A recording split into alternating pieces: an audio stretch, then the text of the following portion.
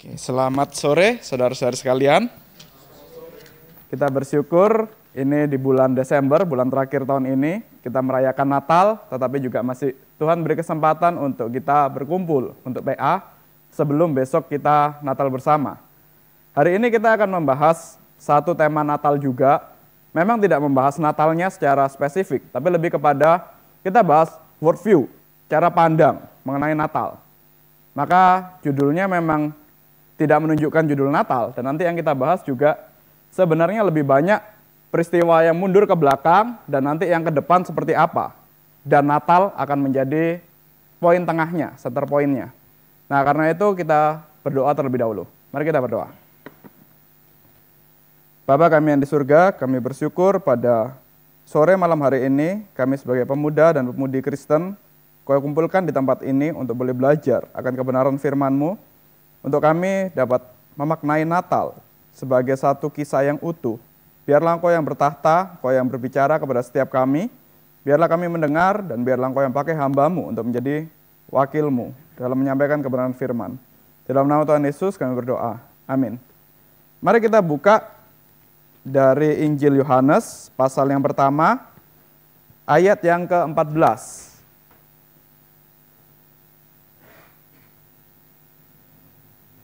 Yohanes pasal pertama ayat yang ke-14.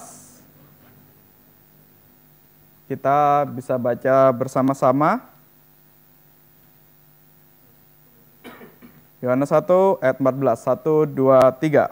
Firman itu telah menjadi manusia dan diam di antara kita, dan kita telah melihat kemuliaannya, yaitu kemuliaan yang diberikan kepadanya sebagai anak tunggal Bapa, penuh kasih karunia dan kebenaran. Hari ini kita akan lebih banyak menyoroti kata firman itu diam di antara kita. Tetapi kita lihatnya dalam bentuk, ya ini ada kaitannya dengan narasi Kristen secara keseluruhan. Oke.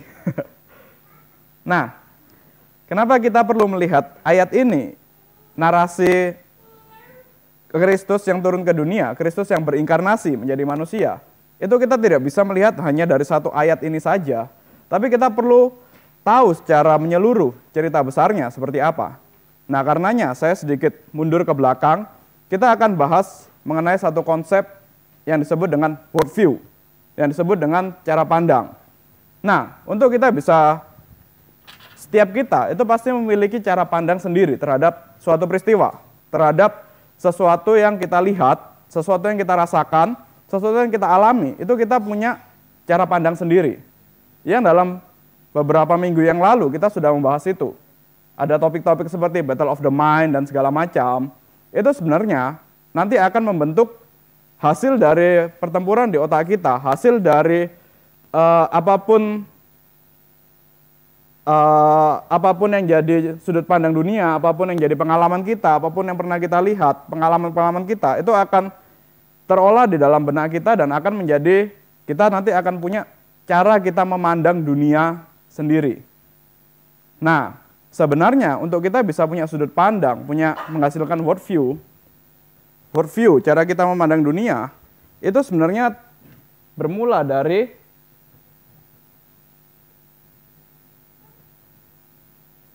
narasi atau kisah. Nah, jadi kita sadar atau tidak sadar, kita punya cara menilai satu peristiwa, cara menilai satu objek, cara menilai apapun itu karena kita terbentuk dari narasi, terbentuk dari kisah-kisah tertentu. Misalnya, saya adalah orang dari keturunan Chinese. Kenapa saya bisa tahu saya keturunan Chinese? Karena ada orang tua saya yang menceritakan satu kisah. Mereka mengatakan, sekitar tahun 1900-an awal ketika di Cina lagi ada kekeringan massal, lagi ada kelaparan massal, ada nenek moyang saya, kakek buyut saya yang naik kapal pergi ke entah kemanapun. Kalau ada yang ke Jawa, ada yang ke negara-negara lain di ASEAN, mereka ikut. Kebetulan nenek moyang saya ke Jawa, kemudian akhirnya di sekapal itu mereka harus ngalamin kelaparan, harus hemat makanan, akhirnya bisa sampai ke Jawa dengan susah payah, sampai akhirnya di sana ternyata bisa berdagang, kurang lebih seperti itu. Nah, akhirnya di sana kan membentuk, jadi saya tahu, oh saya ini dari dari cerita tadi, saya ini adalah keturunan Chinese, nenek moyang saya dari Cina. Kemudian saya di sini adalah keturunan dari orang yang pendatang. Maka di sini bagaimana saya memandang dunia, karena saya tahu dari kisah saya adalah pendatang, saya memandang dunia ini adalah sebagai tempat untuk kita berjuang, tempat untuk saya bertempur, tempat untuk saya bertahan hidup. Nah, akhirnya ketika saya melihat ada satu peluang atau ada mungkin lihat pasar atau lihat apapun itu langsung mikir, nah ini adalah tempat untuk saya berjuang, untuk saya berdagang. Kurang lebih seperti itu. Karena identitas saya ditentukan dari kisah ini tadi. Nah, jadi singkatnya, kalau kita lihat lagi ke diri kita sendiri, kita lihat kenapa saya punya cara pandang terhadap sesuatu, punya worldview terhadap sesuatu. Kalau kita balik lagi melihat diri kita akan menemukan banyak kisah-kisah. Banyak narasi-narasi yang membentuk identitas kita, yang membentuk worldview kita, membentuk cara kita memandang dunia. Dan akhirnya ini, worldview ini juga yang akhirnya memutuskan untuk kita bertindak sesuatu. Nah, dunia itu juga mengajarkan dengan kisah-kisahnya sendiri, dengan berbagai cerita-ceritanya, itu akan masuk ke dalam indera kita, akan masuk ke dalam pemahaman kita, sehingga akan membentuk worldview kita. Ya, ambil contoh misalnya orang-orang yang konsumerisme, orang-orang yang materialisme lah. Mereka akan mengatakan ya, untuk kita bisa bertahan hidup itu harus butuh uang. Ketika dulu nenek moyangnya mungkin mengalami krisis ekonomi, kemudian mereka berjuang lepas dari depresi, kemudian mereka akhirnya bisa sukses. Maka sekarang ketika kamu jadi penerusnya, kamu harus ya melanjutkan perjuangan itu. Selalu ada kisah di sana. Nah, karenanya ketika kita melihat Alkitab, melihat kekristenan, ini juga nggak lepas dari berbagai kisah. Tidak lepas dari berbagai narasi yang akhirnya akan membentuk cara kita melihat dunia. Kalau kita mengatakan kita melihat dunia dari kacamata kekristenan, dari Alkitab, kita melihat dunia harus dengan kacamata reform misalnya. Yaitu apa bentuk nyatanya? Tentu kita akan mundur, pasti lihatnya di Alkitab. Ya, Alkitab itu isinya apa? Ternyata Alkitab itu isinya banyak narasi, banyak kisah-kisah, banyak cerita-cerita, yang itu bukan cuma sekedar kisah. Tetapi itu ada benang merahnya, ada poin-poin pentingnya, yang akhirnya itu akan membentuk satu rangkaian cerita besar, yang itu nanti akan jadi ya bagaimana cara kita melihat dunia. Itu yang akan jadi view kita. Dan itu kita makanya baca Alkitab itu tidak bisa melepaskan satu bagian, satu kisah dengan kisah secara menyeluruh, dengan kisah besarnya. Semuanya harus tergabung jadi satu kisah yang besar. Misal nih, tadi kan kita baca Yohanes 1 ayat 14. Firman itu menjadi manusia dan diam di antara kita. Udah, titik. Kemudian kita tafsirkan menurut kita sendiri. Kita pikir diam itu maksudnya apa ya? Diam itu, oh kayak kita sekarang lagi mendengar firman Tuhan, kita diam. Itu kan nggak sesuai dengan apa yang narasi besarnya dari Yohanes ini. Kita untuk tahu itu ya perlu tahu dari ayat 1 sampai kemudian juga sampai ayat 51-nya. Ternyata itu pun masih kurang. Untuk bisa tahu itu harus mundur lagi ke belakang. Nah, saya ambil contoh lah. Kalau misalnya kita pergi ke satu stasiun, nunggu KRL misalnya. Kemudian tiba-tiba lagi banyak orang di sana, kita lagi nunggu kereta mau datang. Tiba-tiba di belakang kita ada orang yang mendekat terus membisikin kepada kita. Nama paling banyak yang digunakan oleh orang Indonesia adalah Agus. Nah, kita kan dengar kayak, hah? Langsung kita bingung kan, ini maksudnya apa? Kalau cuman dia muncul begitu saja dan mengatakan itu, kita kan bisa langsung tafsir macam-macam kan, bisa bilang, ini orang gila mungkin ya. Jangan-jangan orang dari rumah sakit jiwa tiba-tiba datang. Ngeri dong, takut dong. Atau mungkin juga kita bisa menafsir, jangan-jangan ada kode tertentu, orang ini menyampaikan satu kode tertentu, jangan-jangan dia anggota dari CIA atau FBI atau apapun itu. Atau mungkin juga kita bisa mikir macam-macam. Tapi kalau kita nggak tahu konteksnya, kita kan akan berpikiran aneh-aneh kan. Paling gampang kita akan pergi kan. nggak mau tahu lah orang itu ngomong apa. Tapi kalau kita mengikuti narasinya, kita ngikutin kisahnya, kita tahu kisahnya. Kalau ternyata mungkin orang itu adalah orang yang mungkin pernah ketemu dengan seseorang kemarinnya, sehari sebelumnya ketemu dengan seseorang di perpustakaan, dengan temannya, yang punya badan mirip dengan kita, tinggi badannya sama, warna kulitnya sama, usianya kurang lebih sama, dan dia lihat dari belakang, sebelumnya ada diskusi. Sebenarnya nama yang paling banyak digunakan orang Indonesia itu apa sih? Siapa sih? Nah, tiba-tiba dia ngomong, oke, nanti saya research, nanti saya cari tahu. Besoknya ketemu, kita lihat dari belakang, ternyata, oh iya, dia kira seperti itu. Nah, begitu ada kisahnya, ada narasinya, langsung jadi masuk akal kan kejadian itu. Tapi kalau tidak ada kisahnya, tidak ada narasinya, itu akan jadi nggak masuk akal. Event-event seperti itu. Nah, karenanya kita juga ketika melihat Kristus itu diam di antara kita, itu tidak akan menjadi masuk akal kalau kita tidak lihat narasi besarnya. Ini tidak akan menjadi worldview, bagaimana cara kita memandang dunia kalau kita tidak tahu apa narasi besarnya. Dan Immanuel, kata Tuhan beserta kita, itu juga cuman akan jadi sekedar slogan aja. Immanuel, Tuhan beserta kita.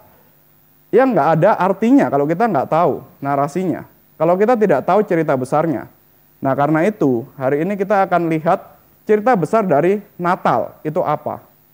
Kembali lagi, Natal akan kehilangan maknanya. Natal akan dianggap sekedar sebagai hari biasa tanggal 25 yang semua orang istirahat, semua orang liburan. Tapi maknanya apa? Kelahiran Tuhan Yesus. Iya, kelahiran Tuhan Yesus juga maknanya yang lebih dalam lagi apa? Nah, untuk bisa kita tahu maknanya Natal secara lebih mendalam, tentu kita tidak bisa, kembali lagi, nggak bisa melepaskan dari narasi besarnya, dari worldview-nya. Karena itu, untuk menyimpulkan ini, dari narasi-narasi membentuk worldview Kristen yang di Alkitab itu paling mudah kesimpulannya adalah tentu saja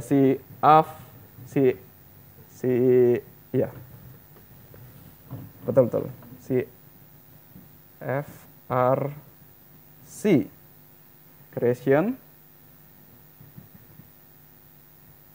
Fall, Redemption, Consummation. Ini selain juga, ya tentu saja ada juga cerita mengenai Covenant, Kingdom of God, dan segala macam. Tapi ini yang kita akan menjumpai ini di mana-mana dalam narasi Kristen.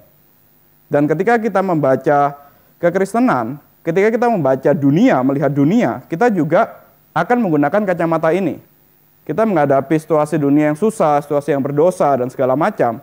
Kita akan menjadi maklum, menjadi sadar, karena memang, ya, dunia sudah terjatuh dalam dosa. Nah, kita baca Natal sekalipun, itu juga bisa dibaca berdasarkan sudut pandang ini, CFRC. Kita mulai dari awal ya. Bisa minta tolong slide-nya.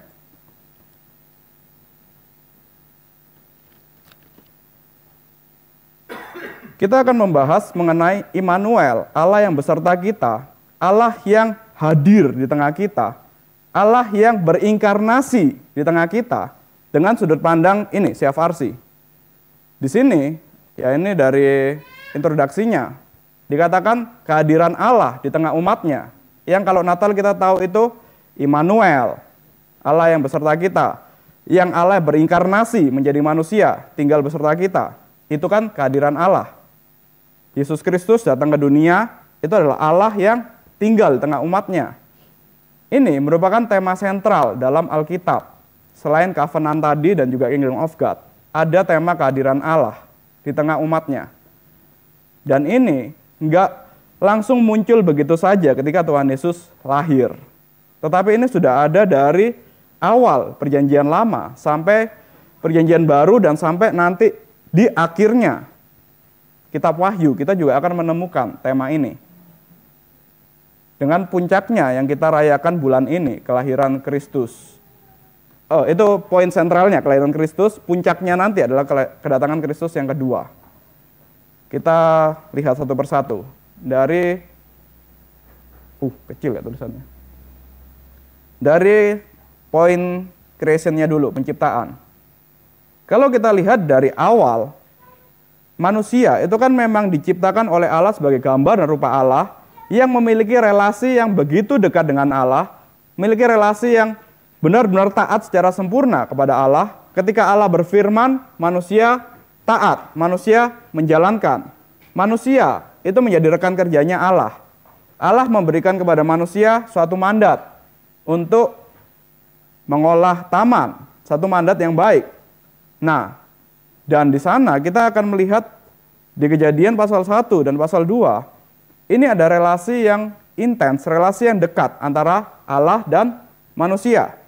Dan kita bisa menemukan di sini ada satu nuansa Allah dan manusia yang dekat, itu mereka tinggal di satu wilayah yang bisa kita lihat mereka itu berdekatan. Sama-sama hadir di Eden. Sama-sama berkemah, kalau dalam bahasanya nanti di Perjanjian Baru, di Eden. Secara geografis, mereka antara Allah dan manusia, ada kehadiran Allah di tengah manusia. Ada kehadiran yang sangat dekat antara Allah dan manusia. Ini sebelum manusia jatuh dalam dosa. Tidak ada penghalang antara kehadiran Allah dan manusia. Maka di sini bisa dikatakan juga, ya Immanuel, Allah beserta dengan manusia. Manusia adalah partnernya Allah. Karena memang ya mereka dekat, nggak ada penghalangnya. Ada relasi yang tanpa pemisah. Allah hadir dalam Taman Eden dan menyatakan harmoni yang sempurna antara manusia dan Allah. Relasi yang begitu baik, relasi yang tanpa penghalang. Dan di sini, ini juga menunjukkan bahwa ya ada kehadiran Allah yang tinggal di tengah manusia, di tengah umatnya. Saat itu cuma ada Adam dan Hawa. Allah ada di tengah mereka. Ini juga kita bisa katakan, ya inilah Immanuel, Allah beserta dengan umatnya. Allah beserta dengan Adam dan Hawa ketika dari awal. Kita bisa lihat tandanya ketika manusia jatuh dalam dosa, misalnya di pasal 3 ayat yang ke-8. Ini kan menunjukkan satu nuansa Allah ada di Taman Eden itu. Kita baca bersama-sama pasal 3 ayat 8, 1, 2, 3.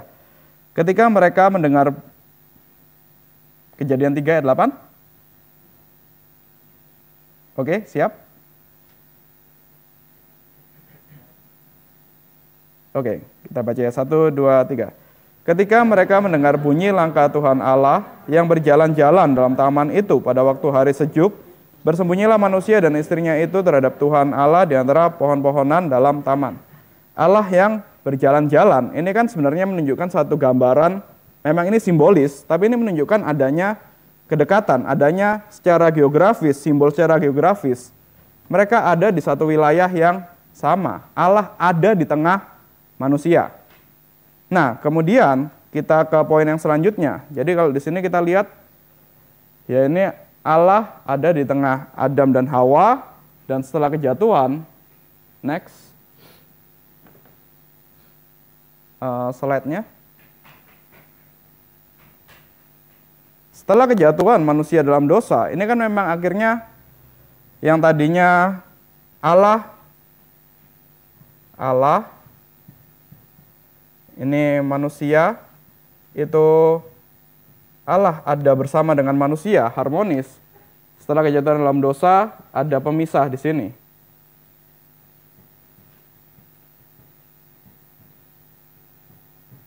Maka manusia itu kan diusir dari Eden. Itu menunjukkan adanya, ya secara letak, secara geografis, simbolnya, itu sudah terpisah. Manusia tidak lagi tinggal bersama dengan Allah. Karena manusia berdosa dan Allah itu kudus. Tetapi di sini, ini juga bukan berarti kehadiran Allah itu sama sekali hilang dari manusia. Tetap Allah menyatakan kehadirannya kepada manusia melalui satu simbol, kalau kita hari ini mengertinya itu sebagai kemah pertemuan itu adalah cikal bakal dari tabernakel, cikal bakal dari bait Allah, dari gereja. Nah, itu menjadi simbol dari hadirnya Allah di tengah manusia. Jadi setelah manusia jatuh dalam dosa, memang Allah dan manusia tidak lagi tinggal dalam satu wilayah yang sama secara geografis, tidak lagi tinggal dalam satu tempat yang sama. Tetapi ada momen-momen tertentu, ada waktu-waktu khusus di mana Allah menyatakan kehadirannya kepada manusia, yaitu Allah yang hadir memimpin bangsa Israel yang keluar dari Mesir. Dia hadir dalam kemah pertemuan, dan dia menyatakan ketika Allah hadir dalam bentuk tiang awan, tiang api, maupun dalam bentuk awan yang menaungi kemah itu, kemudian bangsa Israel kan harus bangun kemah, mengelilingi kemah pertemuan kan. Kalau yang mengajar sekolah minggu pasti tahu gambaran ini. Kemah pertemuan itu di tengah, kemudian nanti bangsa Israel akan bikin kemahnya berdasarkan suku-sukunya di mengelilingi kemah itu. Dan di sana itu kan simbol kehadiran Tuhan yang ada di tengah umatnya. Tuhan yang hadir di tengah umatnya. Maka ini juga Immanuel, Tuhan yang hadir di tengah umatnya. Kita buka contohnya di Keluaran pasal 25 ayat 8.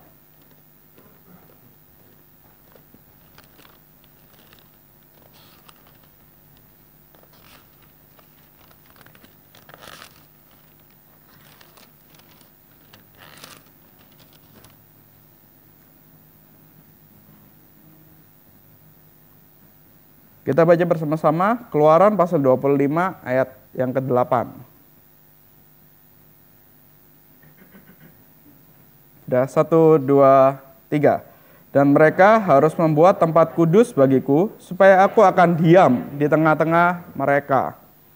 Nah, jadi ada juga kisah di mana Allah itu hadir di tengah umatnya. Meskipun manusia sudah berdosa, tapi Allah tetap dia mau untuk tinggal, dia mau untuk diam di tengah umatnya, untuk memimpin umatnya keluar dari Mesir menuju tanah Kanaan. Bisa slide-nya lagi?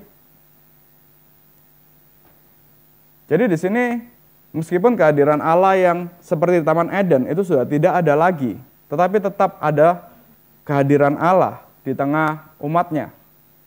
Dalam bahasa Ibrani ini disebut sebagai Shekinah, ya simbolnya adalah awan dan api. Tanda kehadiran Allah yang nyata. Kita lihat di Keluaran pasal 40 ayat 34 sampai 35.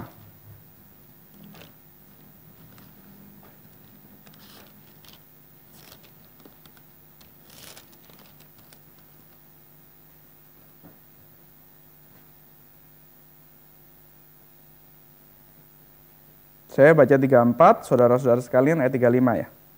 Lalu awan itu menutupi kemah pertemuan, dan kemuliaan Tuhan memenuhi kemah suci.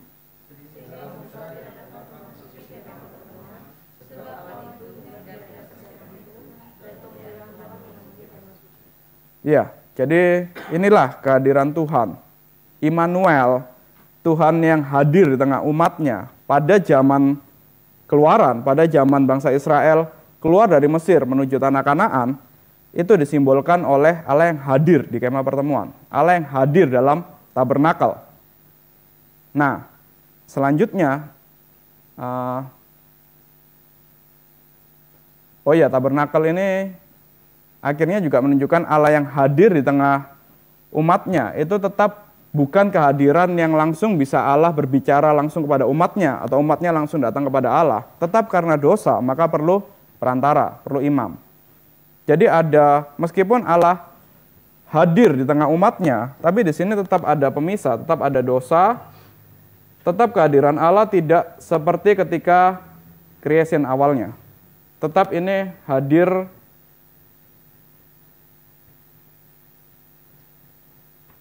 secara terbatas. Tetap perlu seorang imam. Karena ya itu, manusia dan Allah sudah nggak bisa berdekatan lagi. Sudah nggak bisa langsung dengar sendiri suaranya, langsung melihat sendiri Allah, nggak bisa karena ada dosa. tetapi Allah tetap menyatakan dia hadir di tengah umatnya. Dan kemudian setelah mereka, bangsa Israel akhirnya masuk ke tanah Kanaan, bisa next slide.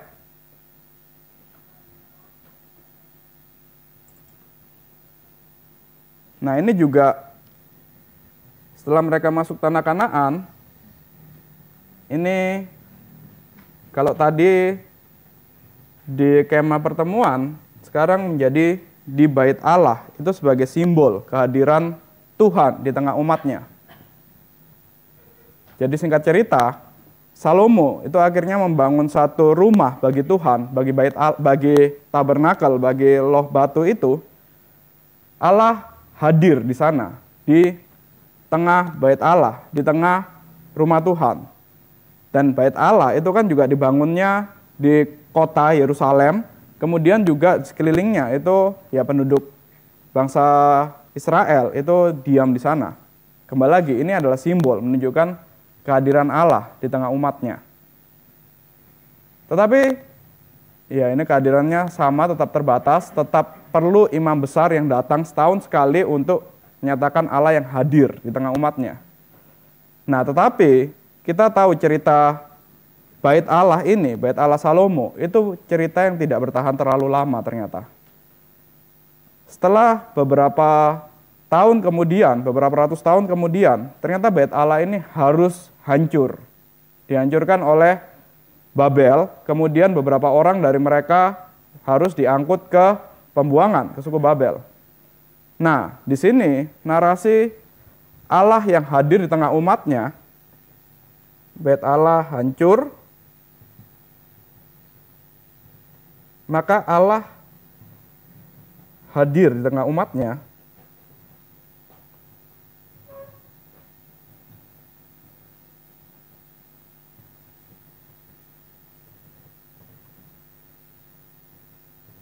Ini menjadi kacau, menjadi rusak. Karena kembali lagi, mereka bangsa Israel, orang Yahudi itu tahu narasinya, Allah itu hadir bersama dengan umat Tuhan. Itu dalam kemah.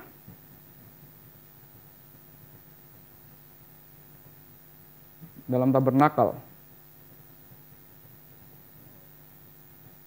Kemudian bait Allah dihancurkan, tabernakel itu, tabut perjanjian itu dibawa keluar dari bait Allah, dan beberapa dari antara mereka dibawa ke pembuangan Babel. Bait Allah hancur, tabut perjanjian entah kemana. Maka sekarang pertanyaannya, narasi Allah yang hadir di tengah umatnya, ini jadi bagaimana? Ini langsung rusak identitasnya bangsa Israel, bahwa mereka adalah umat pilihan Allah, bahwa mereka adalah umat yang Allah telah berjanji, aku akan terus beserta dengan umat ini, aku akan terus di tengah umat ini akan jadi umatku dan aku akan menjadi Allahnya. Identitas dari narasi tadi itu langsung rusak bagi orang Israel yang melihat hancurnya bait Allah. Dan bagi mereka yang di pembuangan, ini lebih miris lagi. Mereka langsung bingung, ini jadi mana hadirnya Allah itu ada di mana sekarang? Apakah di puing-puing bait Allah itu atau di mana? Di Babel tentu tidak ada. Kalau mereka yang percayanya cuma Allah hadir dalam kemah aja, dalam tabernakel, tentu di Babel tidak ada kehadiran Allah. Jadi siapa saya sekarang? Narasi saya sudah rusak, narasi yang membentuk identitas saya sudah rusak. Siapa saya? Nah, inilah di sini sebenarnya ketika bait Allah hancur, itu Allah mengajarkan kepada bangsa Israel bahwa kehadiran Allah di tengah umatnya itu bukan lagi terbatas secara geografis, bukan lagi sekarang terbatas secara bangunan. Tetapi ini jadi pertanyaan, jadi momen kritis bagi bangsa Israel.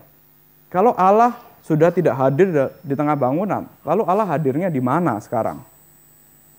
Bangsa Israel beberapa sangat susah untuk belajar bahwa Allah sudah tidak hadir di bangunan, bahwa Allah hadir di tengah umatnya, dalam artian di tengah manusia, di tengah umat Tuhan. Itu menjadi momen yang sulit untuk mereka terima. Nah karenanya kita bisa melihat di Alkitab, itu ada literatur-literatur yang menunjukkan mereka yang bergumul di tengah pembuangan. Esther misalnya, di tengah benteng Susan, di tengah mereka melihat bait Allah yang hancur, mereka yang ada di pembuangan di negeri yang asing, Allah ada di mana? Daniel, Hadrak, Mesak, Abednego misalnya, mereka juga harus mengalami pergumulan. Allah itu ada di mana? Kalau mereka tidak bisa menjawab Allah itu ada di mana, mereka juga akan kehilangan identitasnya, jati dirinya sebagai umat kepunyaan Allah. Nah, maka dari itu, ini menjadi satu momen yang sangat gelap bagi orang Israel ketika mereka melihat bait Allah hancur. Maka kehadiran Allah itu dipertanyakan. Dan akhirnya setelah mereka bisa kembali lagi ke Yerusalem, kemudian mereka membangun bait Allah yang kedua. Beberapa dari angkatan yang tua yang pernah melihat bait Allah yang pertama yang dihancurkan, kemudian mereka akhirnya menyaksikan bait Allah yang kedua setelah pembuangan dibangun. Mereka bukannya bersorak-sorai, kalau yang angkatan muda senang sekali lihat bait Allah kebangun lagi.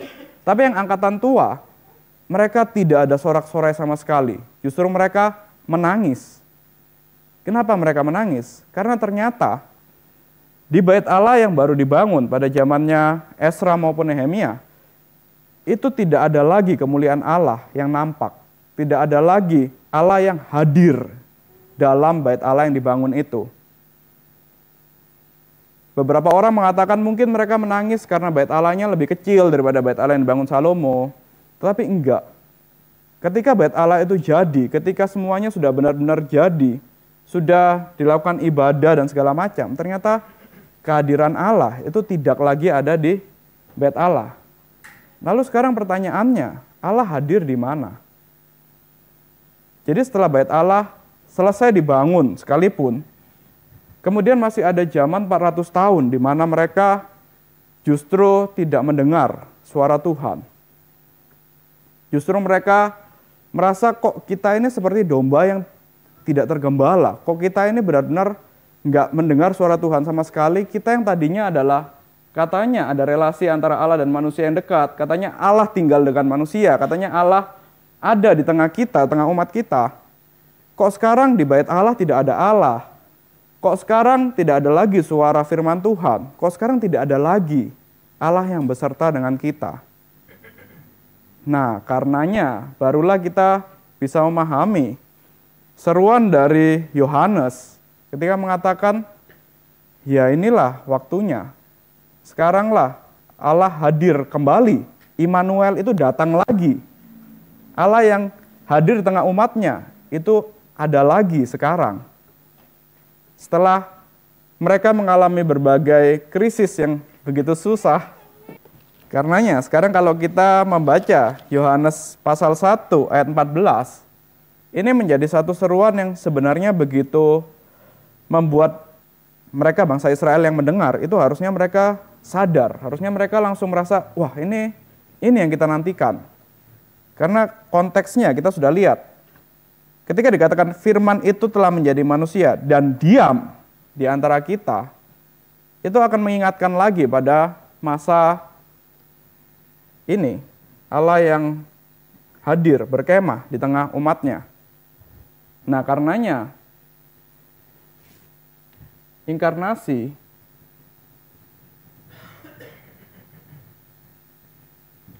ini bukan cuma sekedar cerita mengenai Tuhan yang menjadi manusia, Tuhan yang membatasi dirinya.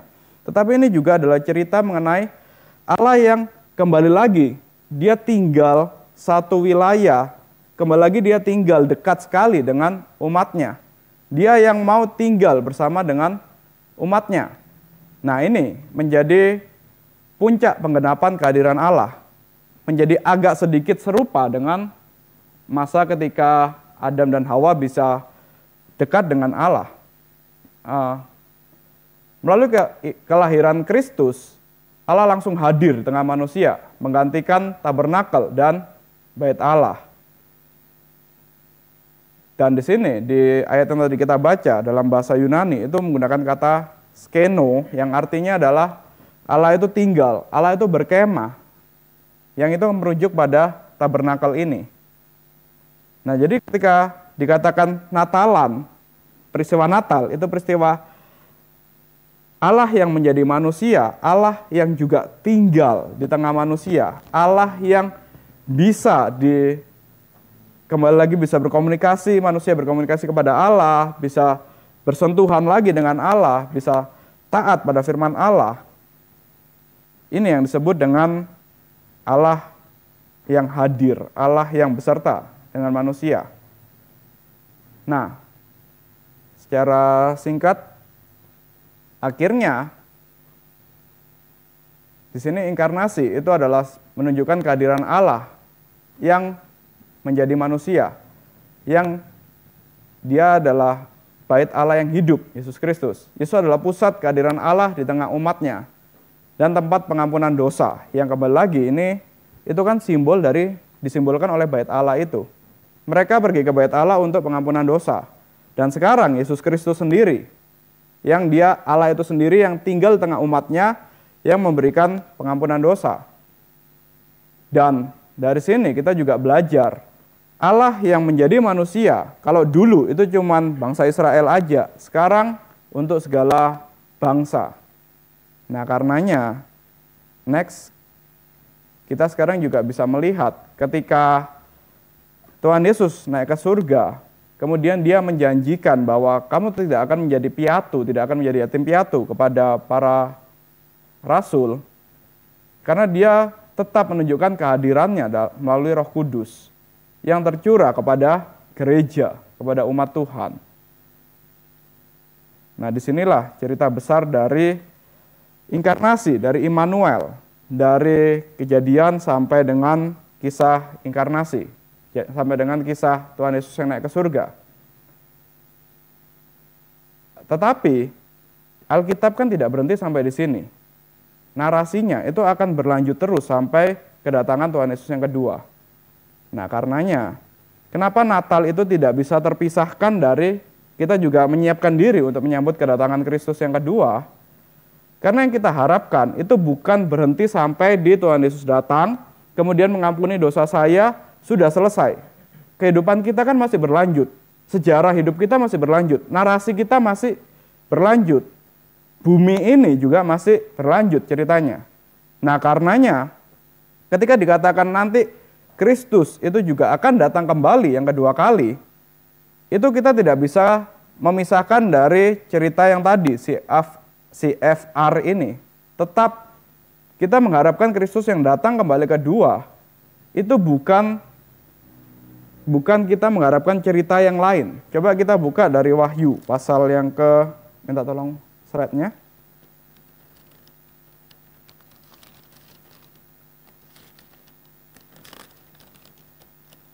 Wahyu pasal yang ke-21.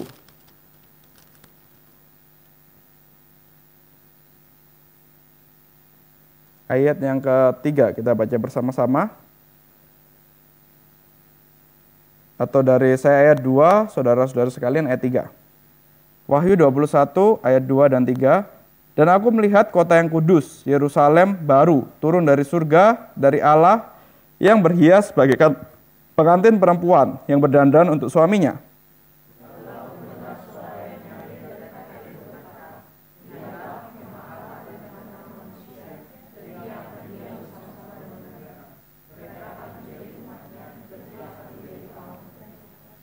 Ya, jadi yang kita harapkan itu sebenarnya adalah peristiwa yang seperti kembali ke masa ini, tetapi lebih baik lagi. Atau seperti masa Allah yang berkemah, Allah yang bertabernakel, tetapi lebih baik lagi. Kita mengharapkan itu surga, kedatangan Kristus yang kedua kali, itu menghadirkan kembali realita, relasi manusia dengan Allah yang intim, yang erat. Menghadirkan kembali realita di mana Allah dan manusia itu bisa ada di satu lokasi yang sama secara geografis. Menghadirkan kembali realita bahwa manusia dan Allah itu bisa hidup beriringan lagi. Inilah surga itu. Inilah yang kita nantikan. Kedatangan bumi baru dan langit yang baru. Maka kita tidak bisa mengatakan, oh saya mau naik ke surga, kemudian nanti saya akan menyanyi-nyanyi saja, kemudian Tuhan tetap ada di jauh di sana di atas. Enggak. Ternyata kedatangan Tuhan Yesus yang kedua itu nanti juga akan menghadirkan realita yang kita akan nikmatin mirip seperti 2000 tahun yang lalu. Tuhan Yesus yang hadir, Tuhan Yesus yang tinggal, bahkan Tuhan Yesus yang berjalan-jalan di tengah-tengah kita, yang kita juga bisa nikmatin kehadirannya, yang kita bisa nikmatin bagaimana kita punya relasi yang bisa melihat sendiri, bisa sentuhan sendiri dengan Tuhan Yesus itu. Allah yang berkemah lagi, Allah yang tinggal lagi bersama dengan umatnya. Maka Immanuel itu bukan cuma terkait, ya itu jadi slogan untuk saya ketika mengalami pergumulan, ketika mengalami kesusahan, tetapi ini juga adalah harapan kita untuk kita melihat secara jauh ke depan. Hari ini kita menikmatinya dalam bentuk ya pimpinan Roh Kudus, masih dalam bentuk yang masih cicipannya aja. Kristus hadir di saat ini secara fisiknya itu masih di surga, tapi kita kan di sini. Kemudian kita mengatakan Tuhan beserta kita, Immanuel. Kita masih nikmatinya dalam cicipannya, dalam bentuk ya Kristus di surga, tubuhnya kita beroleh pimpinan Roh Kudus untuk bisa menikmati kehadiran Tuhan.